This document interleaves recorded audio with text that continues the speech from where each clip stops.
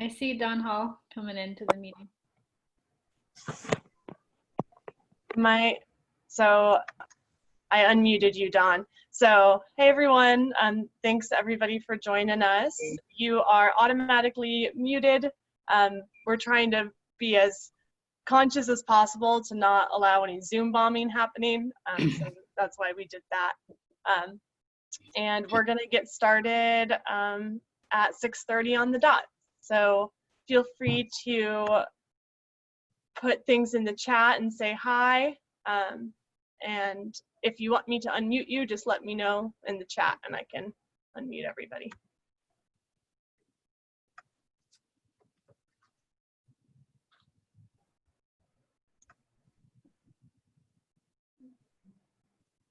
How are we going to handle the questions at the end? Yeah, so I'll have folks put questions into the chat, and if it's relevant to the slide you're on, like very specific, you know, if it's an eggplant, you're on eggplant and someone has a question about eggplant, I'll ask that of you when that slide's up. But if it's a more general question, we'll save that until the end and I think we'll have at least 15 to 30 minutes for questions. Okay. And I can unmute folks for questions as well.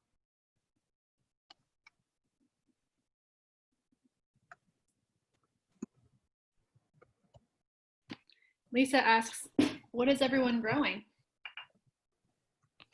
I'm going to try New Zealand spinach for the first time. I haven't tried that yet. It's supposed to be a ground cover.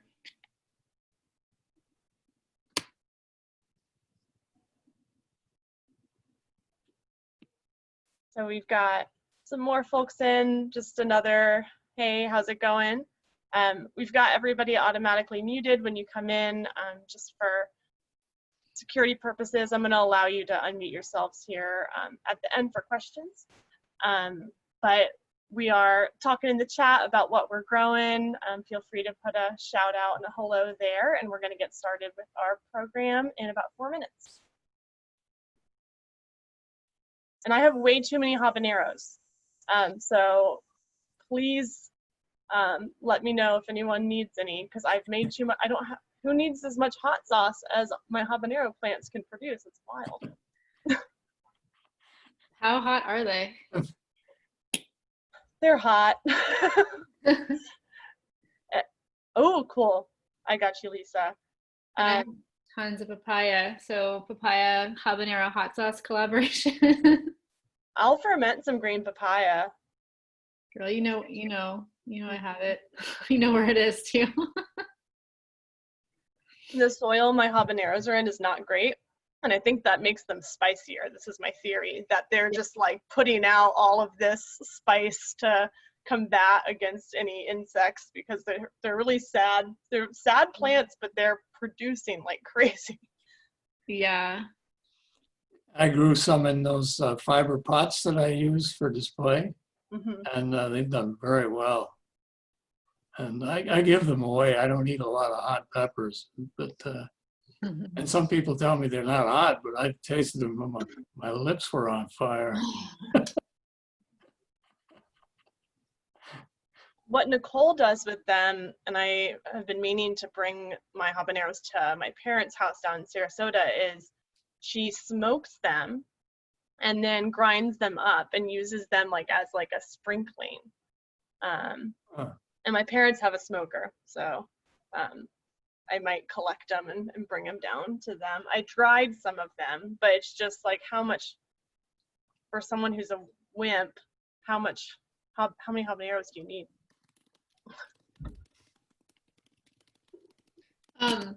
Josh is asking how long will the replay be around later? Where do we post the replay of the video, the recording? That's a great question. Thanks, Josh. So we're recording this currently, and we are going to make it accessible on our YouTube channel. It likely won't be accessible tonight because I am so exhausted already, and it takes some time to get it all situated on YouTube and formatted the way I want it. So it'll be up tomorrow. by the early afternoon. And we will put out a little digest with any of the notes and resources from this meeting, as well as the link to that video. We'll send it out via MailChimp, but it'll also be posted to our Facebook. So. Yay. So we got some more folks in. I just wanted to say welcome. Everybody is on mute just to just keep with, we've heard some horror stories about Zoom bombing, and I'm trying to make it as safe as possible here. And I'll link to your YouTube channel. I will do that. So welcome. Put a hello in the messages, the chat, that's the word. And we're going to get started here in just a minute.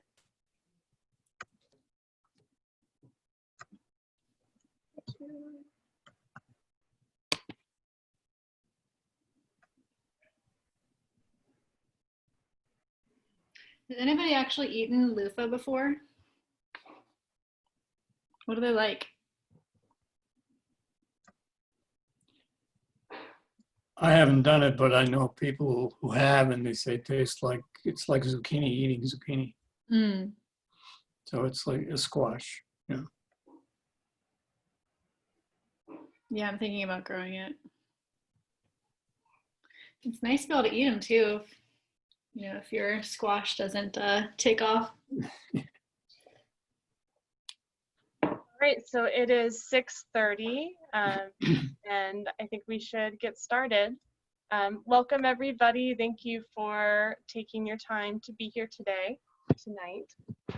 We have a really great program with Mr. Bilodeau, a man who needs no introduction, but one of the founders and former presidents of Sustainable Urban Agriculture Coalition. On one of our previous meetings, we had people from all over the world join, and I'm not sure if we have folks from outside of St. Pete, Florida, but I did want to let everyone know we're an organization in St. Pete, Florida, that's committed to increasing education about urban agriculture, providing resources, and being a place where we can all connect and learn to grow with one another. So a lot of what we're going to be talking today is going to be specific to St. Pete, but it's also relevant for any hot weather climate. I'll let Bill take it away and go on from there. Okay, thank you, Heather. And welcome everybody to this program that is entitled Sizzling Summer Vegetables.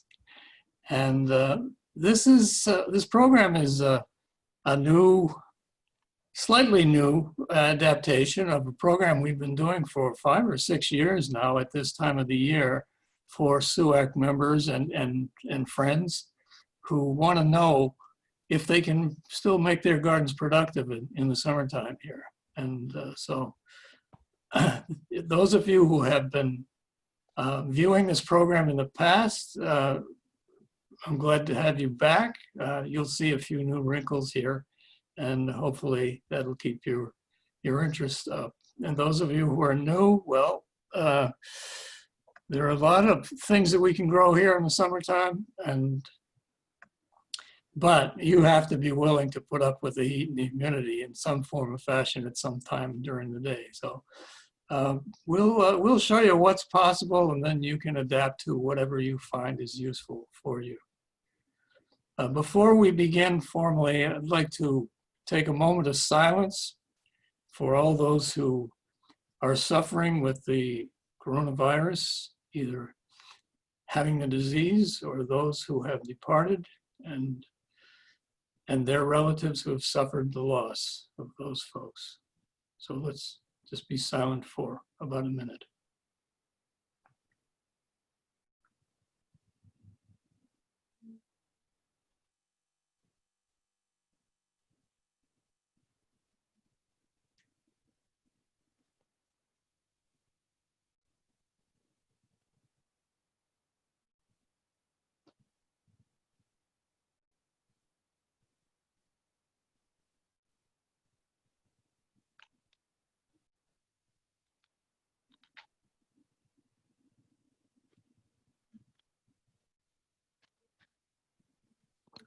Thank you.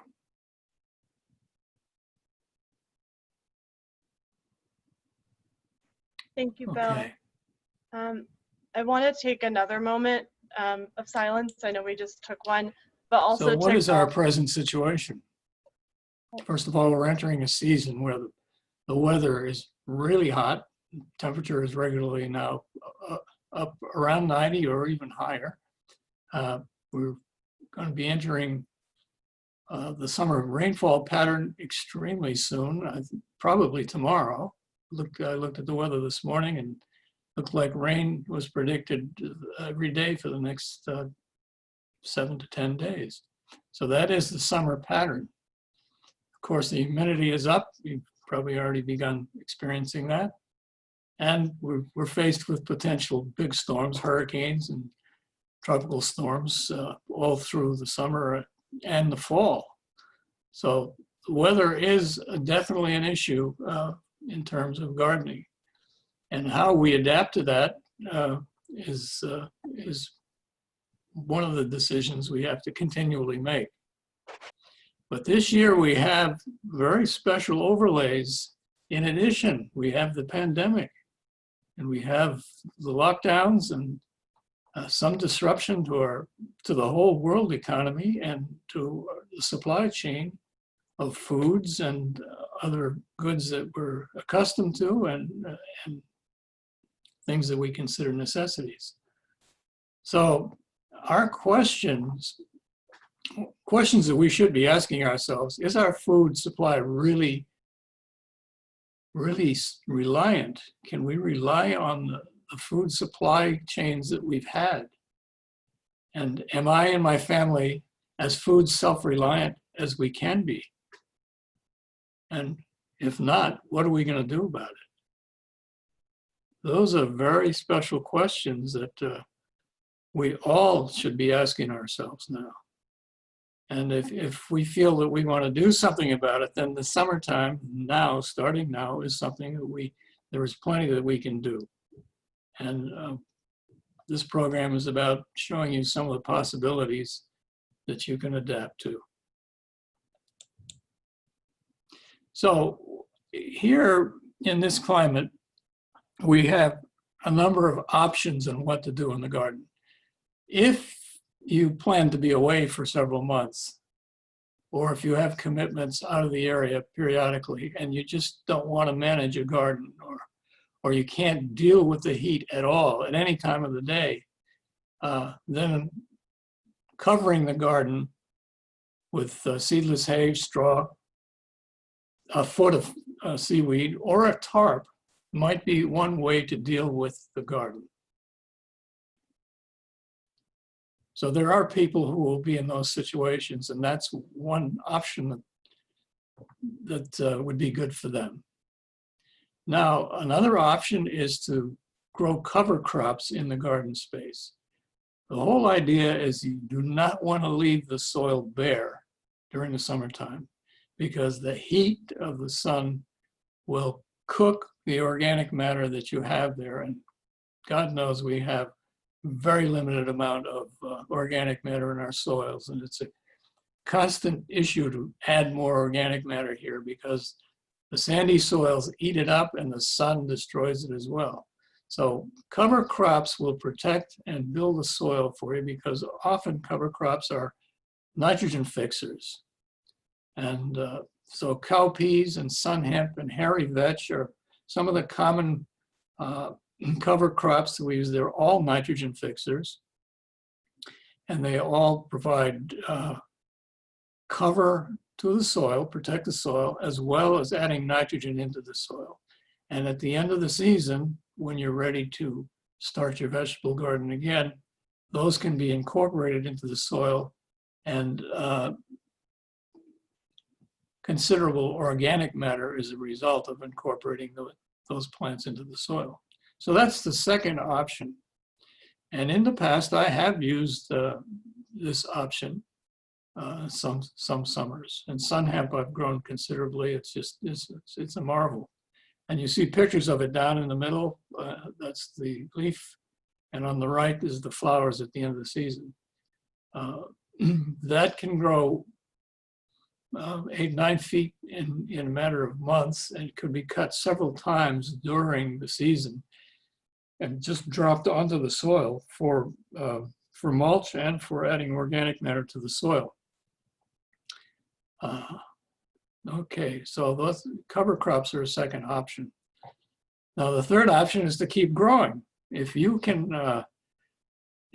handle the heat, and my suggestion is, and it's what I do, that I go out in the morning early and work till noon or early afternoon, and then I go inside and have lunch and read my emails, take a nap, and then go out again in the evening, you know, and work in the garden. So utilizing the times of day that are coolest, those are the ways to beat the heat. The afternoons out in the full sun are just really nearly impossible. So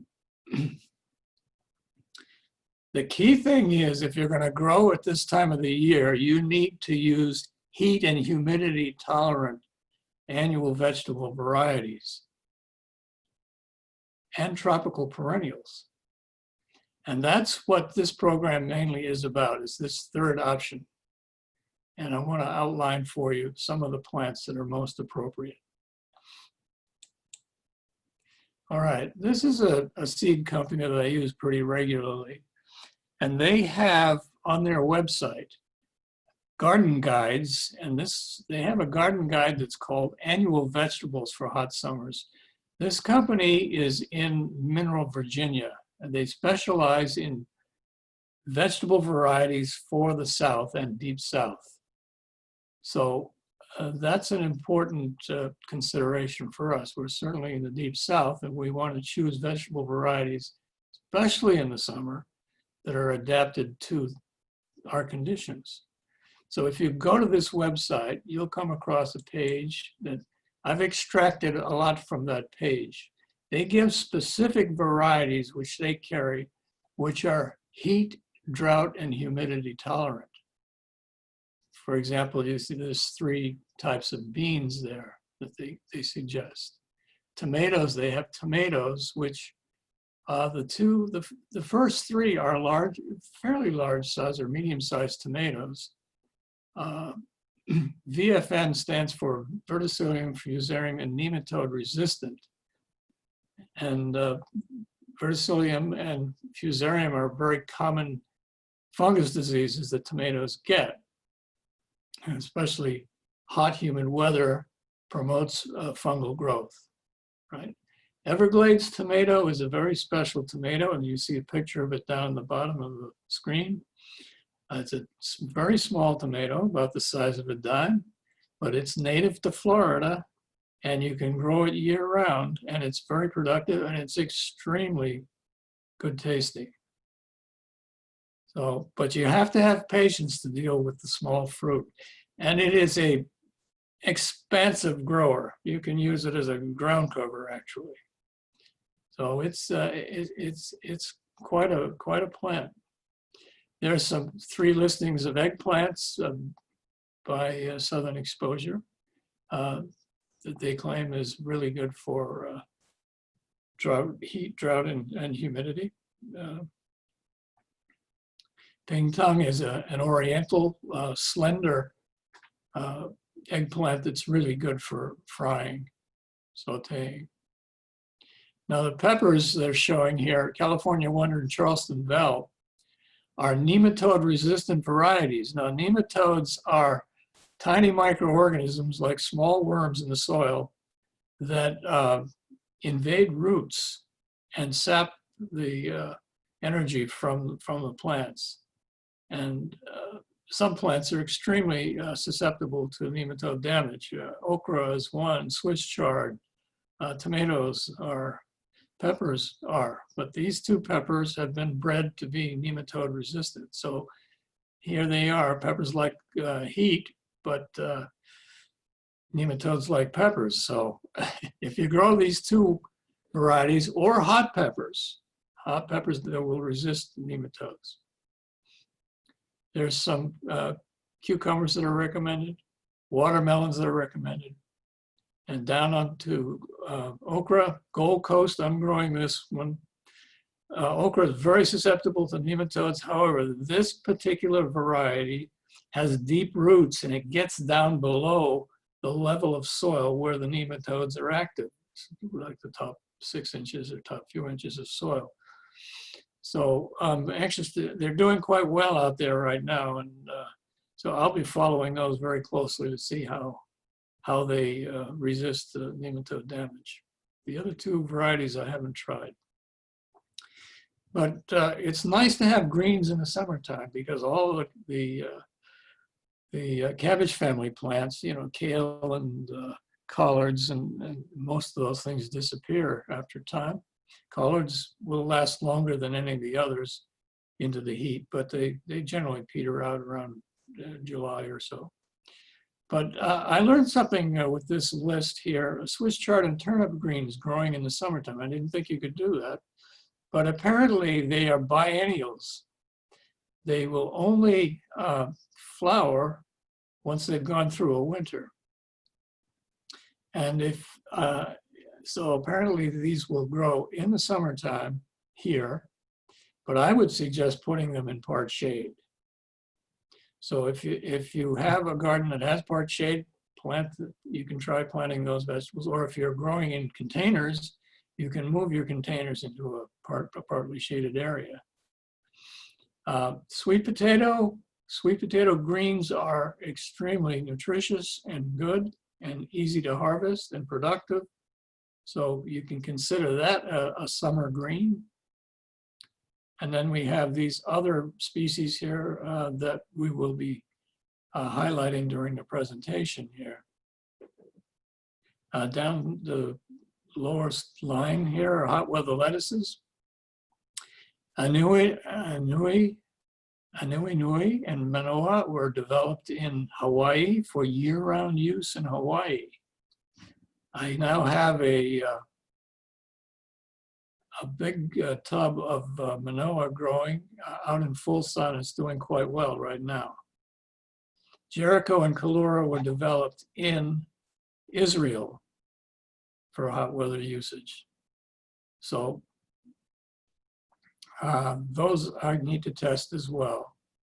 But so those 4 lettuces were developed as hot weather lettuces in hot climate countries. So these are all annual vegetables. All right, and I'm just gonna highlight a few of those just so you get used to the format that I have here.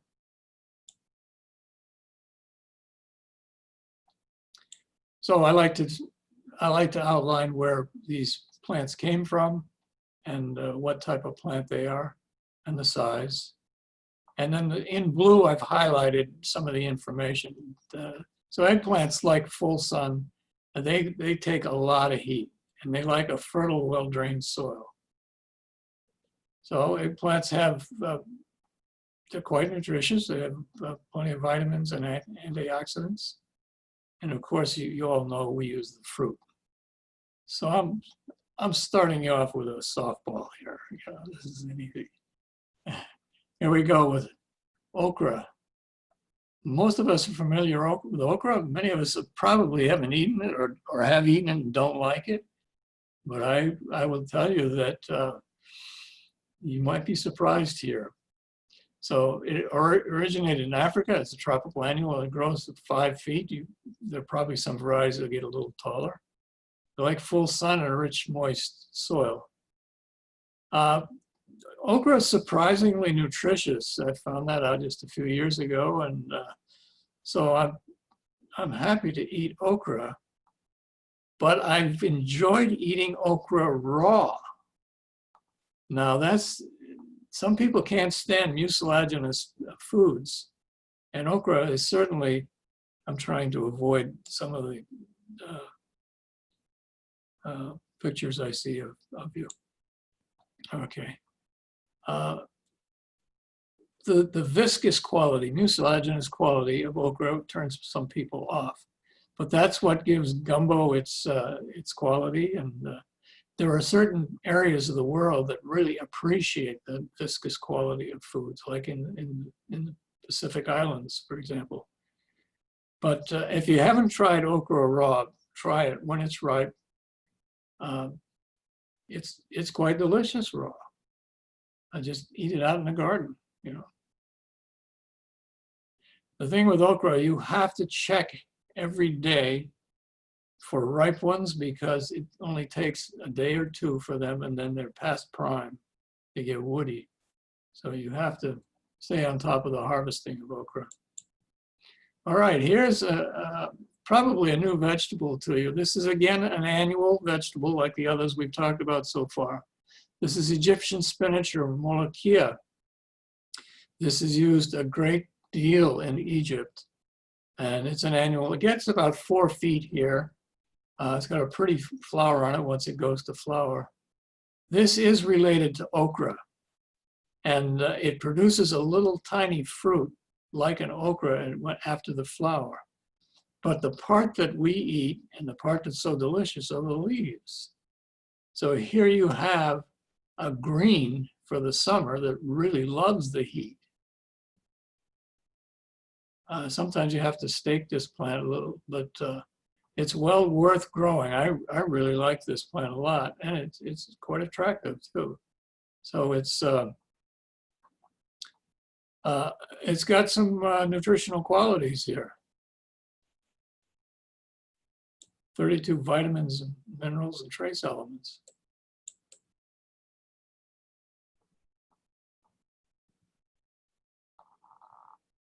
Okay, I would look for this. I have some for sale here, but we'll talk about that at the end of the program.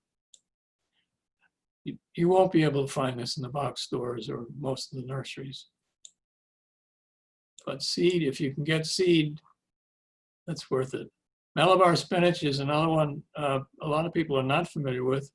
This will go up to about 8 feet, possibly even a little more if it's happy. It's an annual vine. It has, there's a green variety, a green leaf variety, and a red leaf variety. The red leaf variety is just spectacular.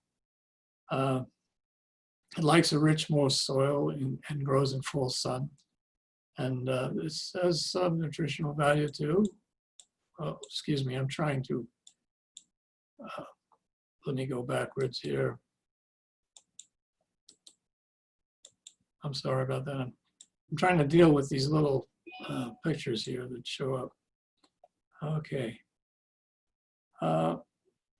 So this is also somewhat mucilaginous when it's cooked, but you can use it raw in salads and smoothies, and if you don't like the viscous quality to it.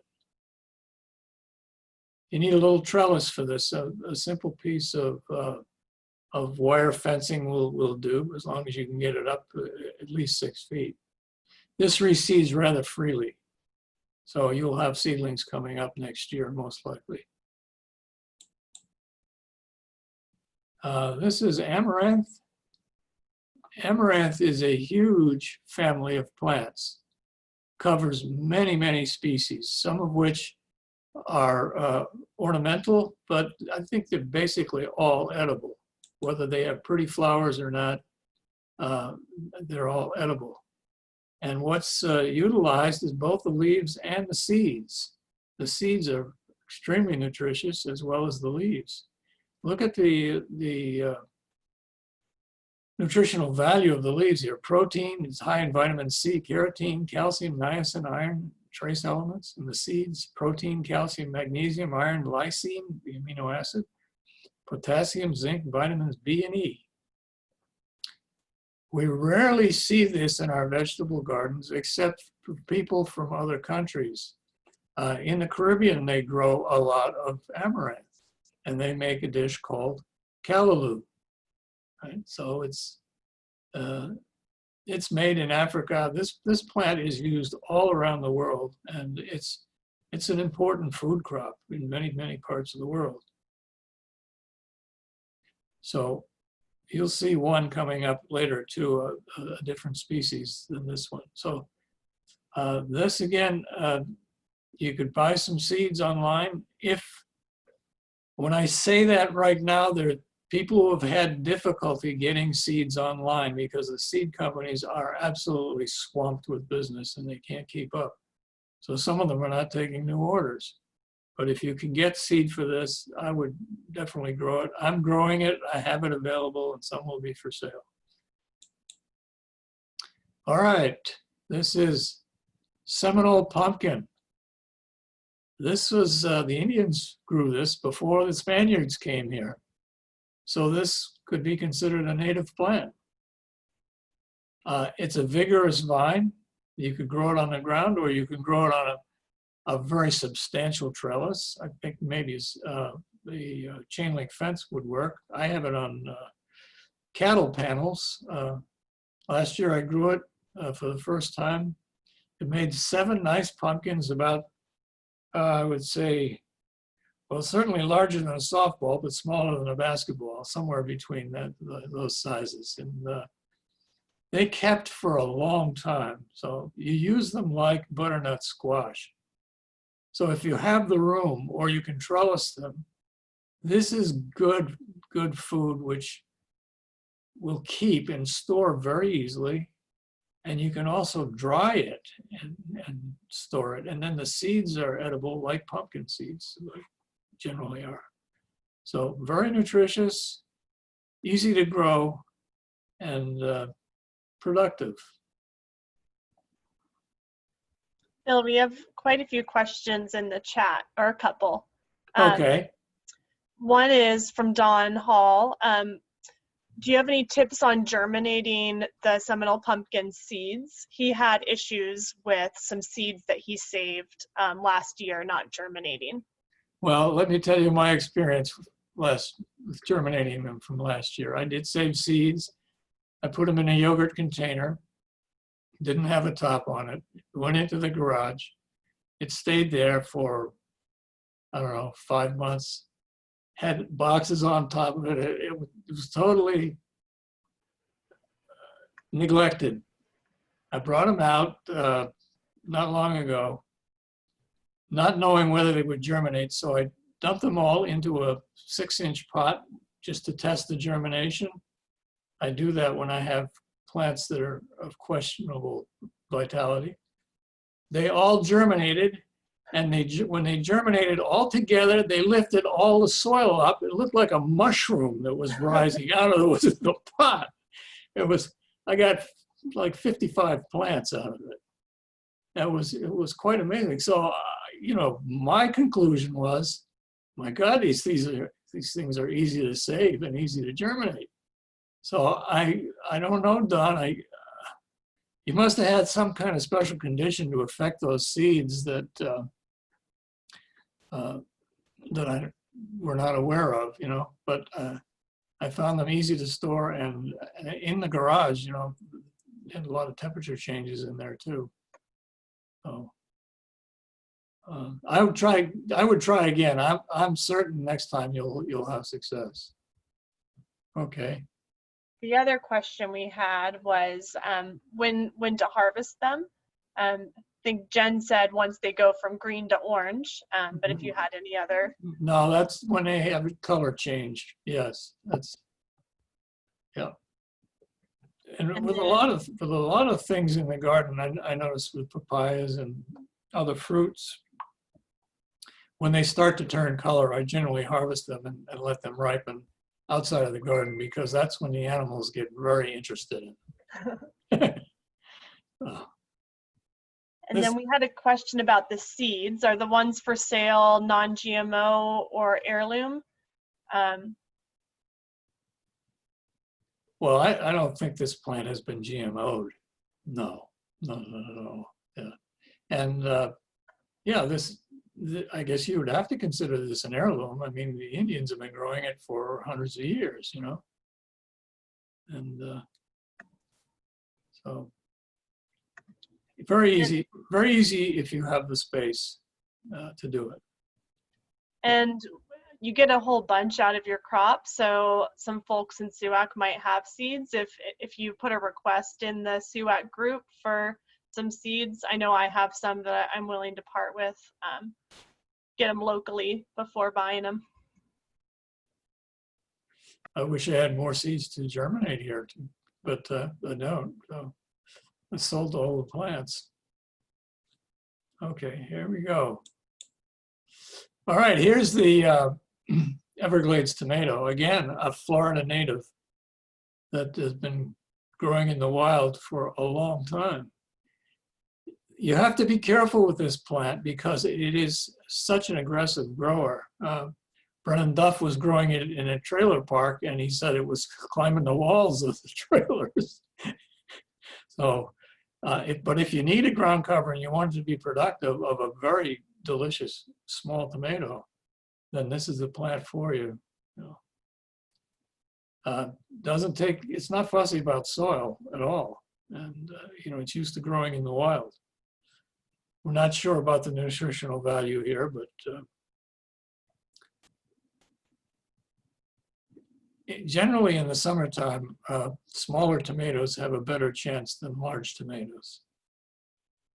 And this is certainly about as small a tomato as you can get. Now, sweet potatoes I mentioned before. This is amazing food, sweet potatoes, in many, many ways.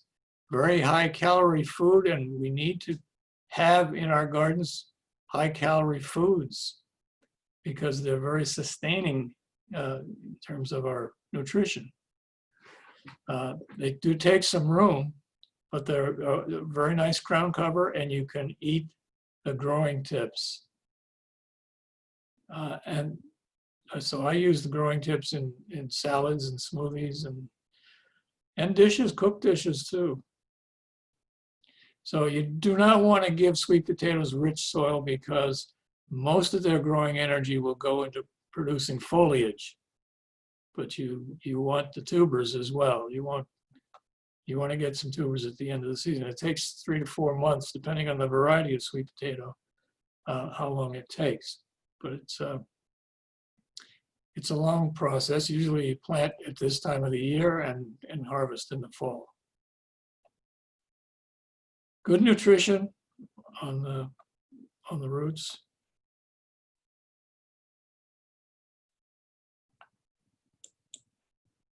Now here's another high calorie food that many of us here in the US have not made much use of. But in Central America, South America, the Caribbean, and in Africa, they grow a lot of cassava. This is the most productive in terms of calories of any food you can grow. And some of those roots are enormous. And again, and one of the great features of this plant is it grows in dry, poor soils. You don't need good fertility for these plants. The leaves are also edible, but all of this plant has cyanide in it. You have to cook it. It's not a problem to get rid of cyanide in some of these foods. We'll see another one coming up that has cyanide. It's a matter of cooking for, well, in greens anyway, at least 5 minutes. And the gas is driven off. The cyanide is driven off as the gas. Bill, with cassava, can you just harvest portions of the root as you need it? Yeah, you'd have to dig down and identify where a root is and take it out, sure, yeah. Do you have to harvest the whole plant, or can you kind of cut and leave the plant to grow? Well, I don't have a lot of experience with this. I'm growing my first cassava plant in the front yard right now. But I think normally on a farm they would harvest the whole plant, and they take the branches and put them in containers and propagate from that. They lay them horizontally on some soil in containers, and it will grow from each of the nodes, and then they separate the nodes and pot them up or get them ready for planting out. There are probably people in our audience right now who know a lot more about cassava than I do, but go online if you have some questions that are unanswerable here, and I'm sure you can find as much information as you need. Gluten-free starch.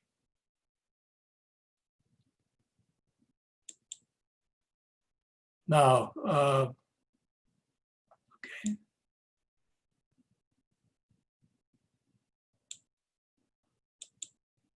Okay, summer beans. These are different varieties of summer beans. I've mentioned some already, but cowpeas, we talked about them as a cover crop, but these are some of the species that are considered cowpeas. Black-eyed peas, crowder peas, southern peas, even the asparagus bean, which is an oriental favorite. They're extremely long, a yard long. They're all considered cowpeas. Any peas or beans are extremely good nutrition. They provide a lot of protein. So they're a good counterpoint to a lot of the other green vegetables. All of these lima beans are semi-permanent. They're not annuals. They can be somewhat perennial.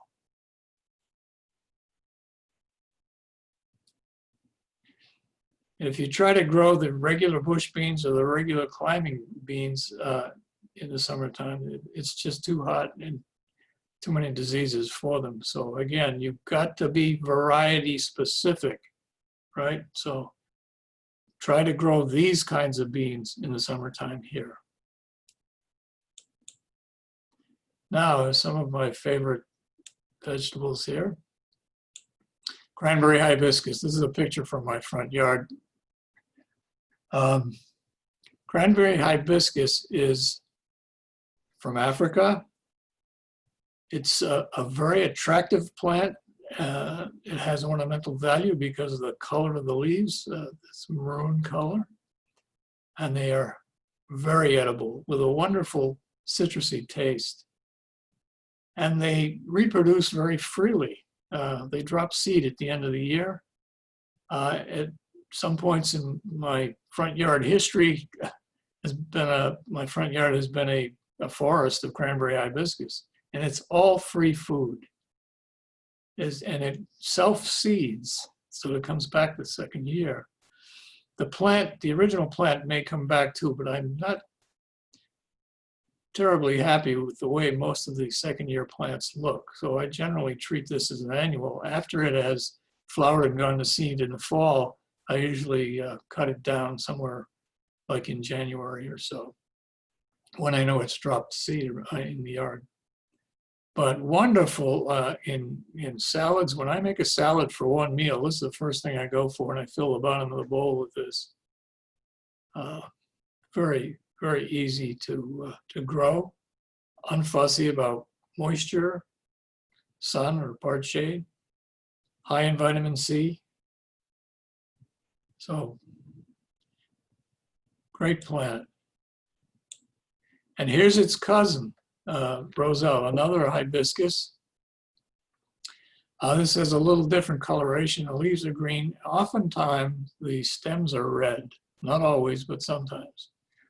And the unique thing about Roselle is that after the plant has flowered and gone to seed, the seed covering, it's an ovary really where the seeds are housed, have these calyxes which are very fleshy. In the picture you can see the red there. They're substantial. They're not just thin. They have some thickness to them, and they're delicious. They taste like citrus.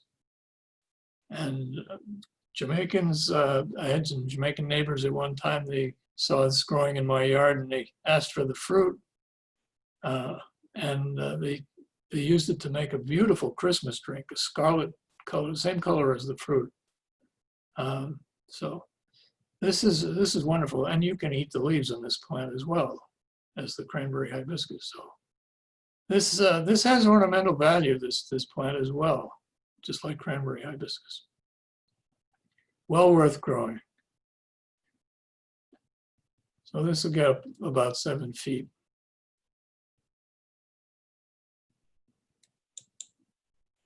Pigeon peas, another favorite of mine. This is, this will last 3 to 4 years in the garden, so we're calling it a semi-perennial shrub, and it will develop a woody stem that's through about 3 inches across after 3-4 years, and it gets about 8 feet tall. This is a multifunctional shrub that when it flowers, it has nice flowers on it. It'll attract pollinators. The leaves are excellent animal fodder. Animals are smart enough to recognize the value of nitrogen fixers. And this is a nitrogen fixer. I plant pigeon peas very close to or in the same hole as I plant new fruit trees to take advantage of the nitrogen fixing qualities of this plant. After the end of three or 4 years, it peters out and then it's cut out, and it's not a problem. So at the end of the season, you also get a crop of peas or beans, which you can use as dried beans. You can see the beans on the picture here. So again, just an absolutely marvelous plant. And it produces a lot of beans, which you can use to propagate the plant, or which you can cook and use as dried beans in your own dishes, or straight up as beans. Wonderful, wonderful plant. Now what we call spinaches. They're really tropical plants that can be used similarly to spinach in some ways, but they're all hot weather plants. Okinawa spinach here with the green leaves with the purple reverse is pretty unusual, pretty attractive as an ornamental. This, like the other tropical spinaches, they like part shade. They don't like the extreme heat and strength of the sun out in the open. So planting them under a large shrub or a fruit tree or some other small tree or even decent sized tree, they like that situation.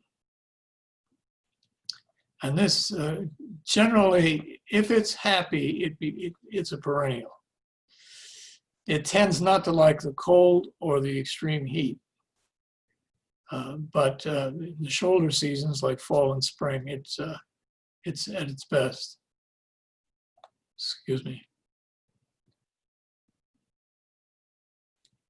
So again, you can use this raw or cooked, and if it's cooked, it has a viscous quality to it. Longevity spinach. This is another amazing plant. It's from Asia.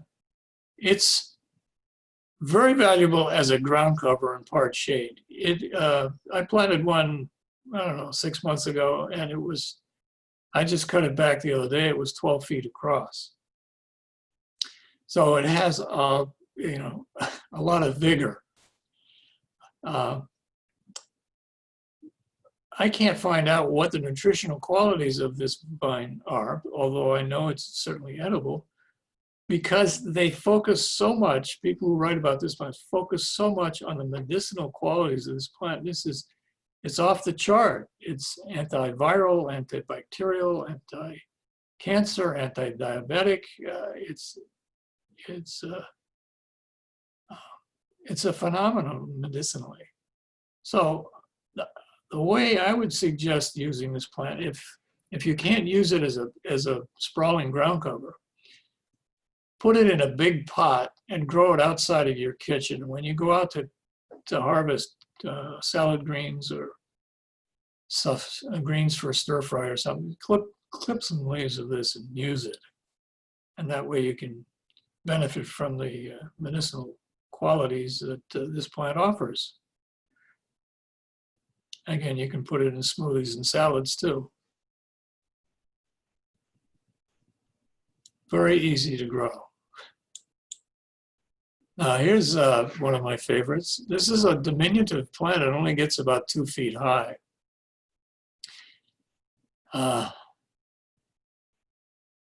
It's attractive. It has nice leaves, but it has very pretty little lavender flowers, as you can see from the picture. And it grows in sun or shade equally as well. So it's quite versatile. It reseeds very freely, which you can look at it two ways. It's all free food, and you can rogue out those that you don't want, or you can propagate it extensively and give it away or eat it.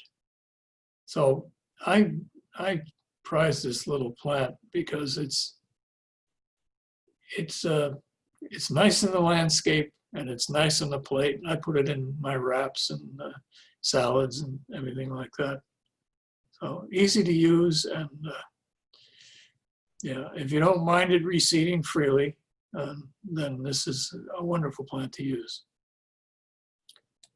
Sun or shade. If I didn't mention that, that's valuable when you have a plant that's equally happy in the sun or the shade. Katuk. Katuk is a shrub that is from Southeast Asia. It's very pretty when it's mid-season. It tends to get pretty tall and flop. So it's good to keep it cut down. And at the end of the year, I cut it down to the ground. And it rejuvenates without a problem. This plant is highly nutritious. However, you can only eat a limited quantity of this raw. You should cook this plant. I mean, you can put some in a smoothie or in a salad as long as you don't overdo it. I used to put this in a smoothie, but I used a lot of it and I started to develop some lung problems. And so once I recognized the problem, I stopped and the issue went away. So I use this regularly, but in limited quantities raw. And it's very good cooked, steamed. Tastes a lot like peanuts. This is a plant, another plant I would recommend growing in a large pot because this is somewhat of an aggressive grower. And if it creeps into areas you don't want, it's tough to get rid of. I've tried it. So I would grow it in like a 15-gallon or larger pot and keep it trimmed down and use it sparingly raw. But if you want a lot of it and you'll cook it, then you'd have to use more pots, or if you had an open area that you didn't mind it spreading, you could plant it there.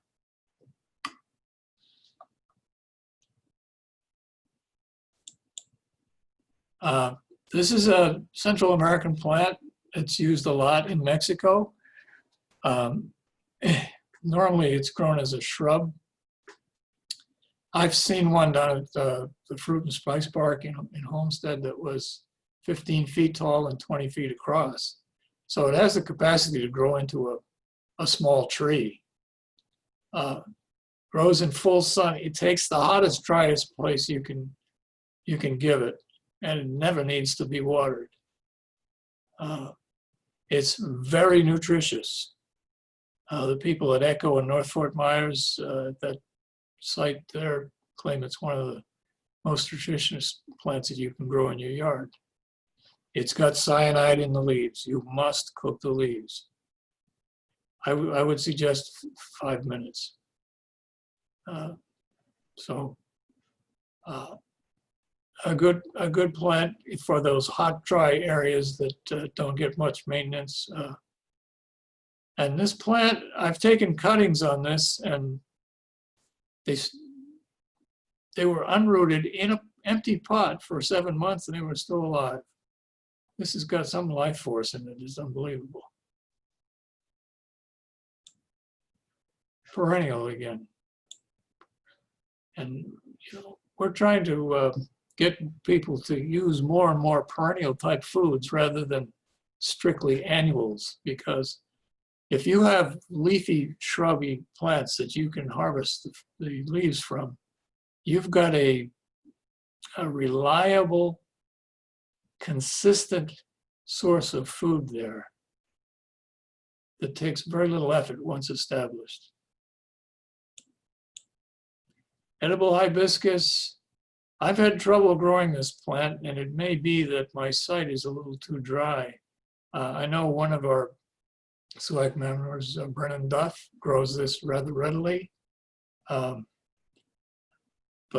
this is another, it's related to hibiscus, but it's got huge leaves. One leaf will cover a whole sandwich and spill over the edges. But it's nice, and it's tasty and easy to use.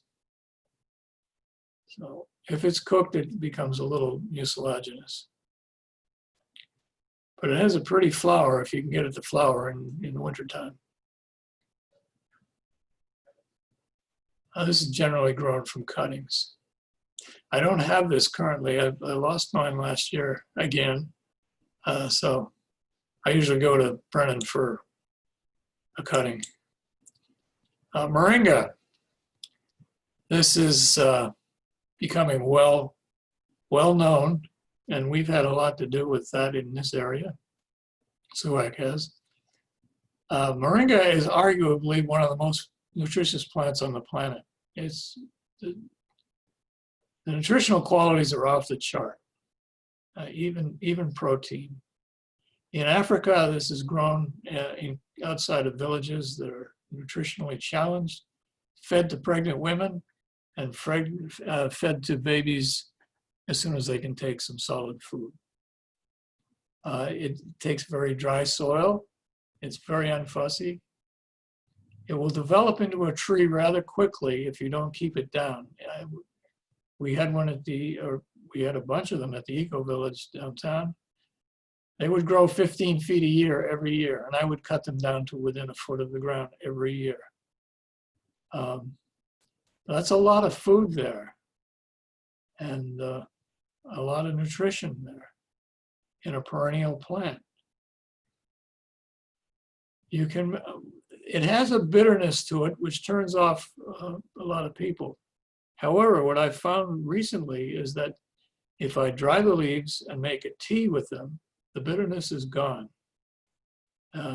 That's a valuable insight, because the tea is pretty good tasting.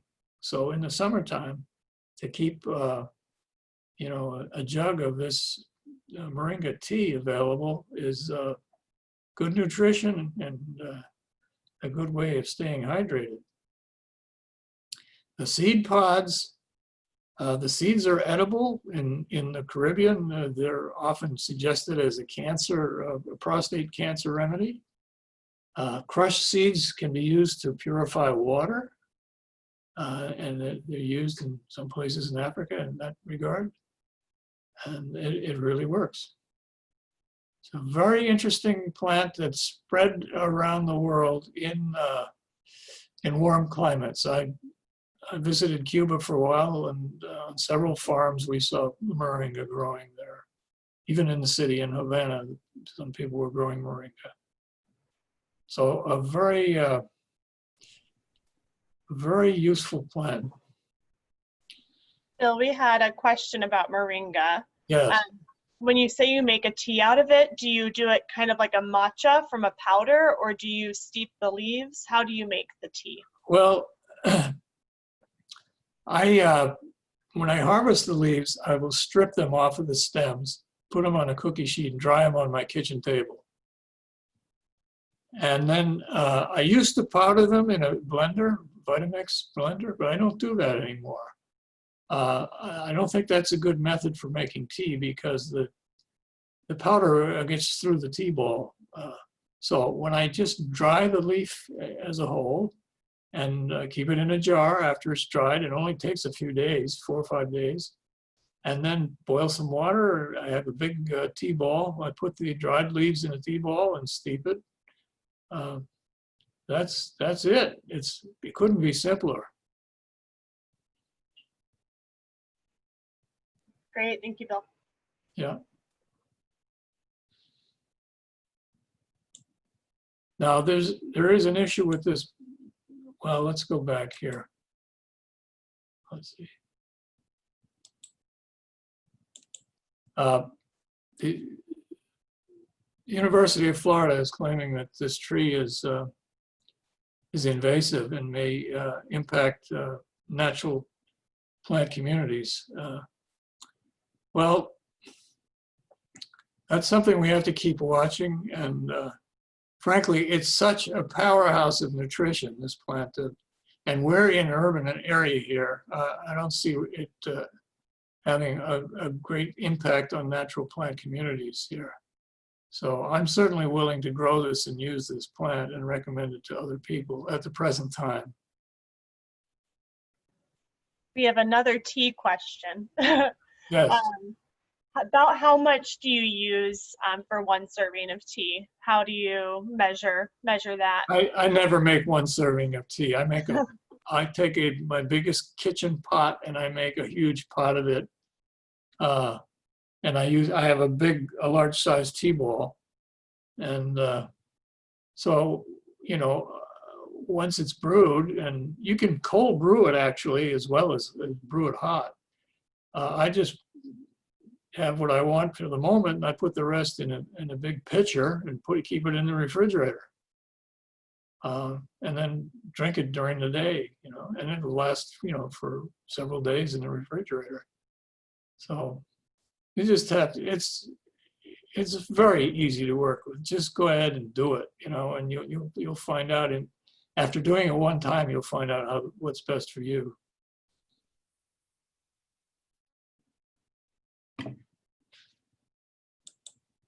All right. Well, this is a picture on the east end of my house, which is kind of a no exit, a little cul-de-sac there, and hardly ever gets visited. Certainly gets no water on my part, and just gets a little morning sun. And this is a cactus plant. This is totally thorn and locule free. There is nothing on these pads that will sting you or get into your skin. I can handle these pads, and when a customer comes, I just put both hands on either side of the pad and show them there's nothing there that would drive me away, you know, or injure me in any way. And so I just keep this pruned. I keep it from getting too wide, and it's growing up. You use the younger leaves, because the older leaves get a little tough and a little thick. But this is decent nutrition here that very few people are making use of. And it'll grow in a hot, dry site. 60 feet, that's some cactus species will go 60 feet. This one won't go that high. Yeah, the fruit is also usable. I haven't used the fruit yet. I'm sure some of our listeners may have used the fruit before, but again, it's something we could look up online and see how to use the fruit. But look at all the uses this plant has. And the medical uses. And it's used in controlling blood sugar and supporting prostate health, controlling cholesterol, and for hangovers. Now, well, there's one catch on this last one. You've got to ingest the plant before you drink. So that's a little trick there. So one last slide in terms of plants. Check the time here. Okay, we're going a while here. Do not neglect identifying edible weeds. It's a great source of food and nutrition, and it may be happening in your yard. These plants right here, I eat all the time. Spanish needles is one of the most common, quote, weeds that we have, but it's nutritious and it's very useful as an herbal. I know Bob Lindy, the local herbalist, uses it to treat children with respiratory ailments. He makes a tea with it, and it's a very successful remedy. Purslane grows at the edges of vegetable gardens. If it's growing in the middle of the garden, I'll just grab it and put it on the edge and use it as an edging.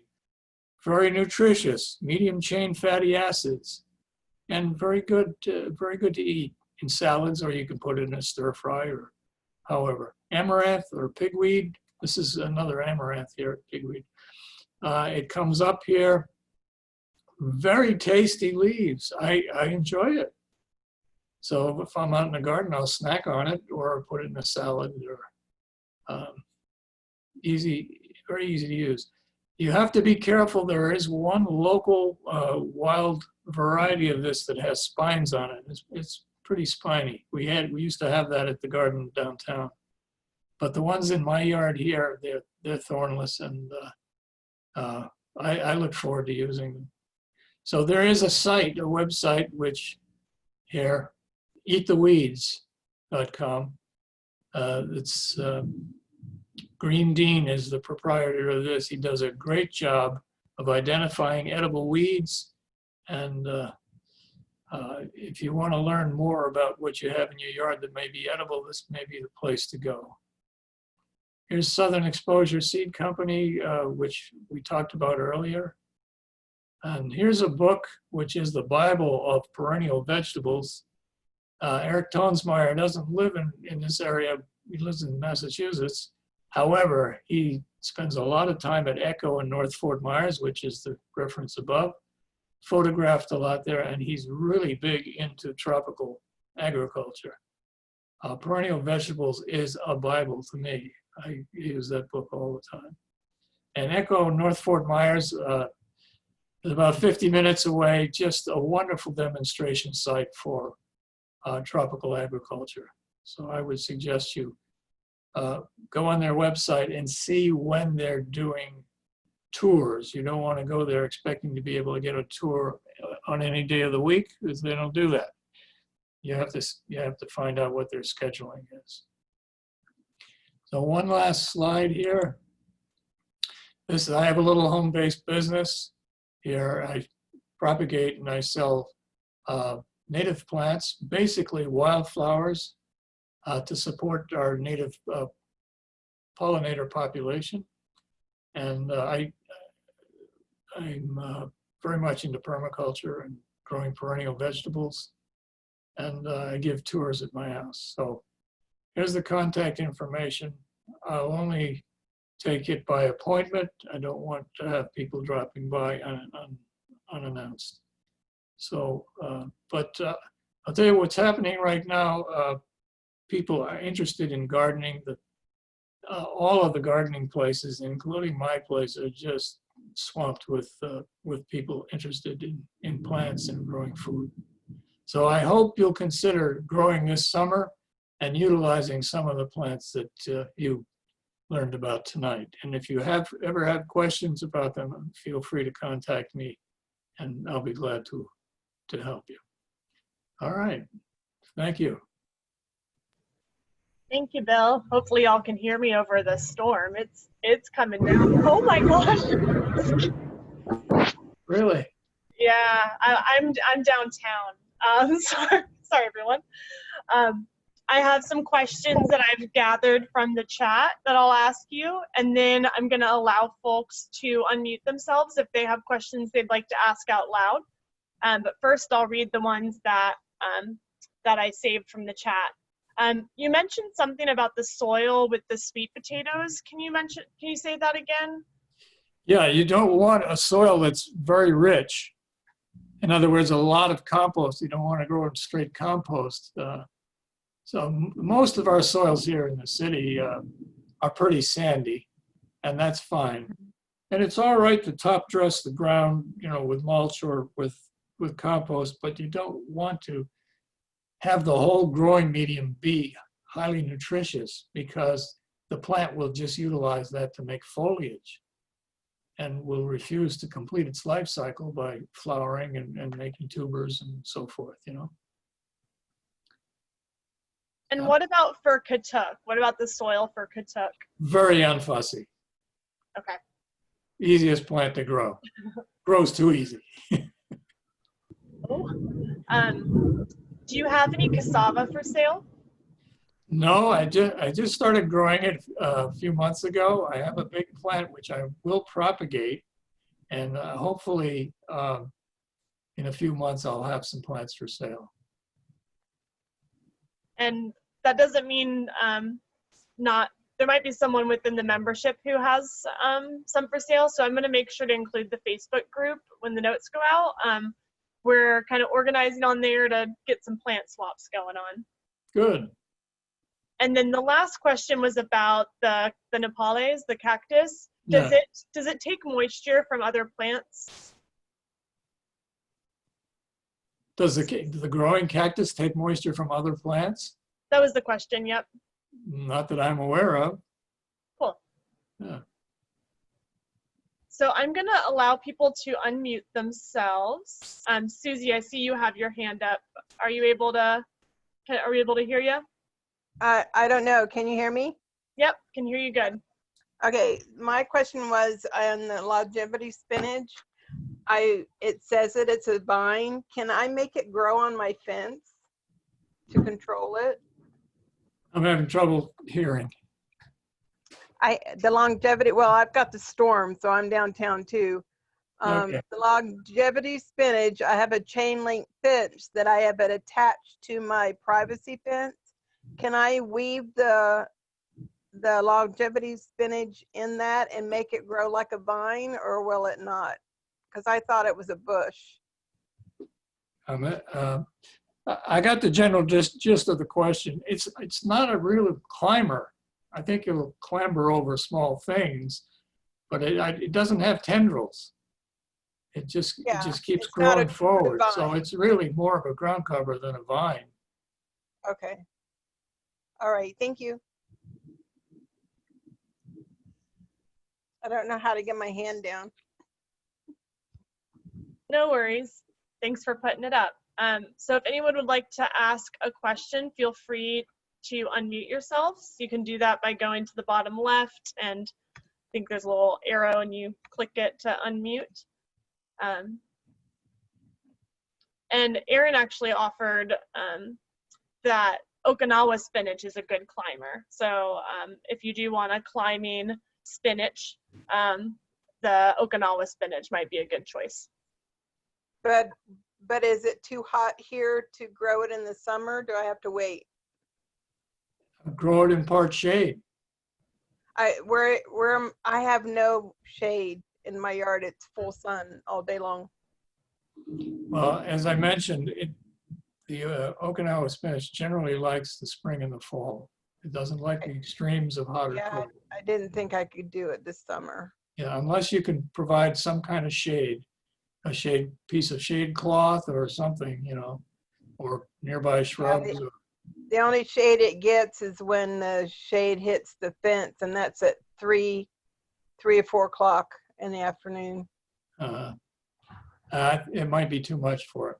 I think it is. I can't get anything to grow there. Can you grow it in a pot and put it on a porch or a deck or something? Well, that's where I have it now, is in a pot, so I can move it when I need to. Right. But I'm just preparing for the August.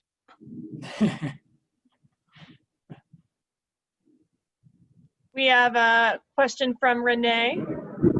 Hello, can you guys hear me? Yes. Yep. Can you hear? Oh, quick question about moringa. Okay. So you're saying that this plant, it grows really fast, really quick, correct? Yes. Okay. So where do you suggest, like, if on your property growing it, should it be away from like the house, like foundation? Should it be in a pot? Should it just be like Okay. a couple of feet? Yeah. First of all, moringa would not consider it a highly ornamental tree. So you don't want to put it in an area like in front of the house, close to the house or anything. It's not going to add any ornamental value to your landscape, Plant it in a place where you can get to it and where you will use it. But I keep mine at about 6 or 7 feet tall. So it's growing in part shade, and it's doing, I'm surprised how well it's doing where it's growing. I also used a moringa log as some bed edging. And what happened is the log rooted and has been growing lots of shoots, and I've been getting a lot of moringa from a horizontal log set in place as bed edging. You know? So you could grow it in a pot, a big pot. It would have to be a big pot. I would say,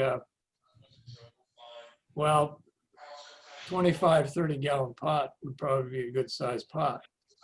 But you can put it almost anywhere. It doesn't have to be, as long as you can get to it to harvest it, and don't treat it as a nice ornamental that you have to place in a hot spot visually. Okay. Bill, how big are the roots on the moringa? Is it okay to plant it right next to a house, or should you give it 6 feet or so? No, I wouldn't plant any tree close to Yeah. close to a Okay. foundation, you know, because if something happens to the person who planted it and nobody's taking care of it, it's going to grow 50 feet tall. Mm. You know? And so life changes. Life is change, you know, so we can't rely on the fact that things are going to stay the same where we plant things, you know, so we have to account for unforeseen circumstances. And I would never plant a tree like that close to a foundation. Okay. And then we have a question from Jeannie. I'll let you go ahead. Hi, this is Jeannie. Hi, Bill. Hi. My question is about the moringa plant. I have a moringa, and it's about 5 feet tall, but it only has a few leaves at the top. Should I have a lot more leaves? When did you plant it? It's been about 2 years. 2 years. Yeah. Is it in the sun? Yes. No, that's something's inhibiting its growth. Let's see. Does it get any water at all? It doesn't. Yeah. But it does get. Well, one of two things. You could dig it up and examine the roots. Dig it up without, you know, is it possible it's getting too much water and the roots are rotting? No, I don't think so. No. No. No, it should have more growth on it by now. Why don't you try mulching it or feeding it and see what happens? Okay. Gosh. Should I give it fertilizer, a type of fertilizer? Yeah, you've got compost or organic fertilizer? I'm working on it. Yeah. I Well, have I some. always recommend people grow organically. Yes. Yeah. Okay, thank you. Yeah, I'm not sure what your problem is, but try a few different things and see if it responds, because you really should have more foliage than that. Okay, thank you. Casey, did you have your hand up again? Yes. What I want to find out is Bill mentions all the time about getting larger pots. Where would I find a very large pot like that? Well, try some landscapers or nurseries, and just ask if they have large pots they want to recycle. Okay. Sometimes they will give them to you. Sometimes they'll charge you for them. But yeah, if you have anybody in your circle of friends or family that works for a landscaper, they might be able to help you find. Yeah, I don't have anybody that works for landscaping, but I am trying to find very large pots. Yeah. So, thank you. Okay. Do we have any more questions? Feel free to unmute yourself and go ahead and ask. If you want to raise your hand, that works too. If you know how to. If you don't know how to raise your hand, just unmute yourself and start talking.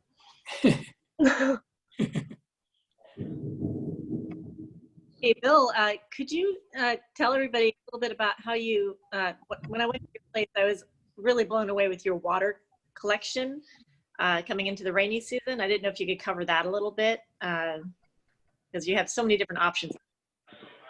Well, yeah, I'm influenced by permaculture, and of course, permaculture, I was always talking about redundancy. In other words, critical systems always need backup systems. In case the system goes down, you have an option, right? So being able to water the yard, first of all, city water is much too expensive. And it's, you know, it's got chemicals in it. So rainwater is something everybody should be doing. It's the best water we have available. So early on, when I was developing the property, I focused on having substantial rain catchment, and I have about 2,000 gallons that I can store. There are seven tanks that are 275 gallons each. And I do have used pumps to move the water out, but I've been, at one point I was without a well for two years, and I was using rainwater only. Yeah, and in the back I used most of the water, but when I ran out of rainwater in the back, I was able to draw water from the front tanks because I don't water much in the front. So it's that was a second source of water. So you need several sources of water on your property if you want to be sustainable in terms of the garden. So I have 4 sources of water. There's city water, which I really rarely use in the garden. There's rainwater. There's I have a gray water system, which I use to water the fruit trees. And what's my 4th source of water here? Well, it's slipping my mind right now, but so you need redundancy. Did you talk about your little pond river thing? Yeah, well, I have a little man-made stream and pond in the backyard, and it's become the most appreciated feature of the whole yard because just having the sound of the water and seeing the bird life that comes to it is, and the frog life, and is just marvelous. Just a marvelous part of the experience of the yard. Thank you. Okay. All right, any last questions before we move on to some community announcements? Just one question. I know there was a program with the city of St. Pete they were providing rain barrels and that kind of stopped with Corona and everything. Does anyone know if they're going to start that back up? As far as, you know, you have to go through a class, and well, I know they're probably not doing that in person, but has anyone heard about? No, why don't you call Water Resources Department? Okay. And just check with them. They'll be able to tell you. And also check with Cooperative Extension. They often have rain barrel workshops, and you purchase a barrel and they give you all the equipment to fix it up. And actually, I just did check with Water Resources, Bill, and they give up to $500 in rebates. They come by and check to see if you connected it properly to your gutters or you're collecting rainwater properly. And you can get, I think it's $100 per regular rain barrel, up to 5 rain barrels. So if you can get those for free. So they take it off your utility bill? Yes. That's pretty sweet. Yeah. Nice. We'll find that link and include it in the notes to that resource. Okay, I'll go grab.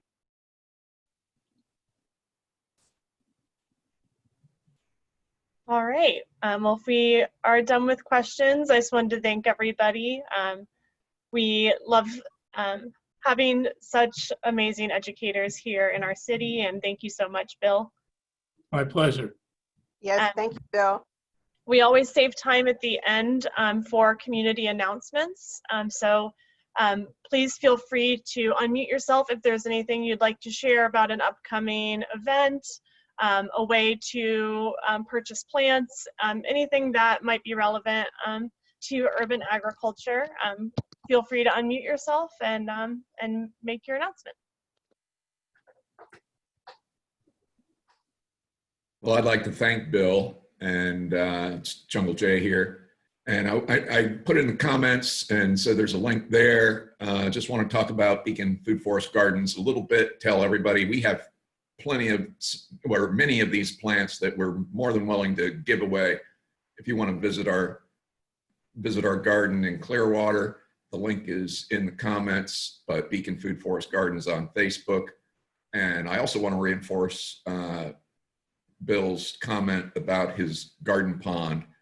In my own suburban jungle, I have multiple, and they can be small, little garden ponds. They can be shells. I've got different kinds of liners, billboards up to billboard sign, 400 square feet. And having a little bit of water all around your garden makes it easy to just grab a little and water the things that you know, as you're walking around and you see something's weeping or looking a little dried out, I can just dip it out. But do look into Beacon Food Forest Gardens. We have a limited number of free plots. We've been open for 10 years, operate an absolute gift economy. And so check us out either way on Facebook, and thank you for this opportunity. Thank you, Jungle Jay. And I just copied what you said in the chat. I'm going to include it in the notes. So that will go out to everybody. Any other community announcements?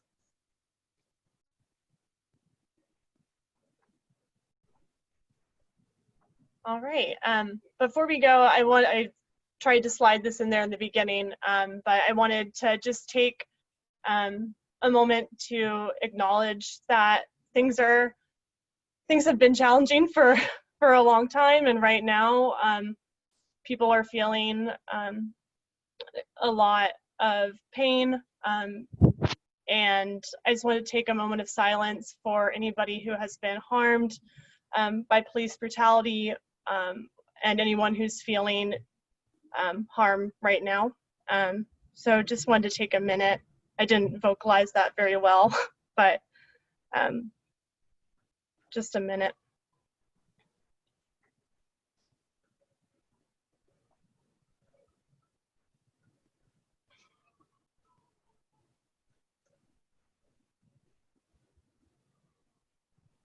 Thank you, everyone, and stay safe and talk to your people. We're all here for one another.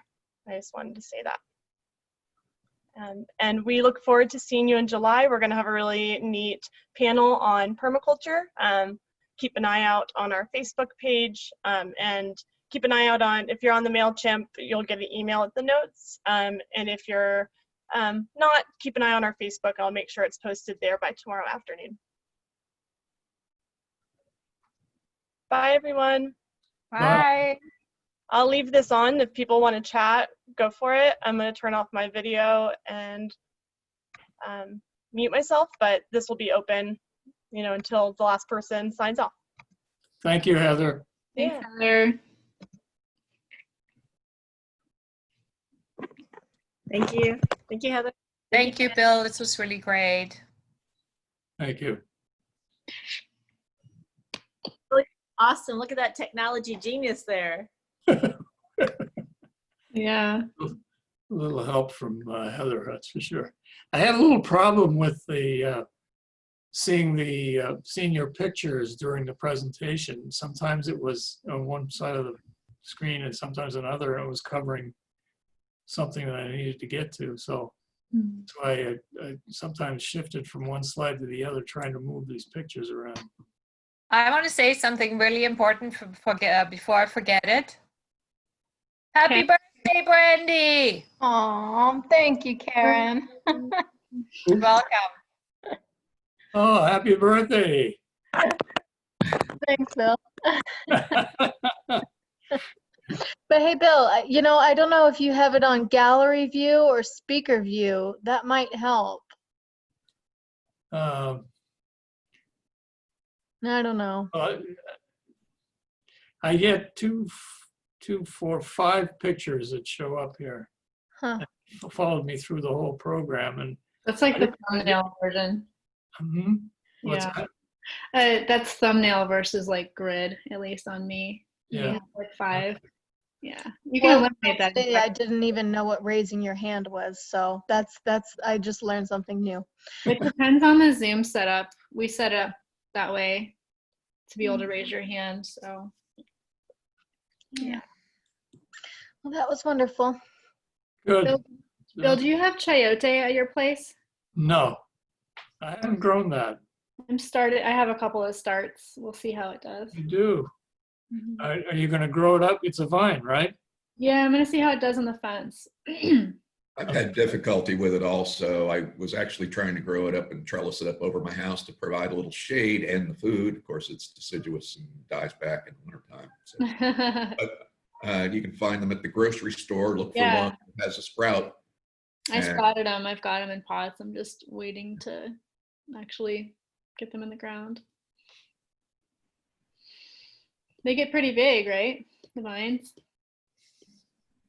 Yeah, they can. Yeah. Yes, they're quite aggressive and sprawling when they do take, but I have not had success. And I tried growing it in a barrel, so that may have had something to do with it, because I do understand that it grows a giant tuber, and I wanted to harvest those and easily, and didn't want it to become too aggressive in my landscape. So the chayote, it's aerial, right? Yeah. The fruit is aerial. Yeah. It is a climber, and yeah, it would be a good choice for whoever it was that was trying to cover a fence. But no, the fruit is produced above ground, right? Yes, Okay. But there's also a tuber? there is. As a matter of fact, they're quite large. Ah, okay. You can do battle with Also, that. ube too. We didn't mention anything about ube. Oh, yes. I'm not familiar with it. Purple ube, Dioscorea alata purpurea, is my absolute favorite root crop. We are struggling right now. We have too much giant yam